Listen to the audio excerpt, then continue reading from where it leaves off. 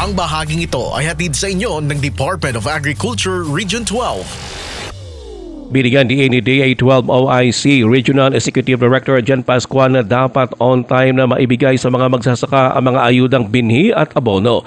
Ayon ba kay Pascual, ang mga binhi ay dapat matanggap ng mga benepisyaryo magsasaka sa planting season na susundan naman ng pamimigay ng mga abono. Pero ayon kay Pascual, hindi ito ang nangyayari sa ngayon.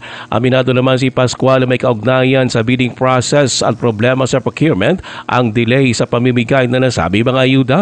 Tiniyak naman ni Pascual na ito ay tinutugunan na ng ahensya. Ang natabo after the planting season, ang kinahanglan ng seeds, ang abono, wala pa nag-abot. Sa bidding process yan. Amo na ang ginatuwid namon karon. Dito gid nagkaroon problema dako. Pilgyapon na sa gina-imbestiga. Sige lang. I-correct na. Si DA12 OIC Regional Executive Director Jan Pascual, sinabi ito ni Pascual matapos ang reklamo ng Irrigators Association sa rehiyon ang delay sa pamimigay ng mga binhi at fertilizer ng DA12.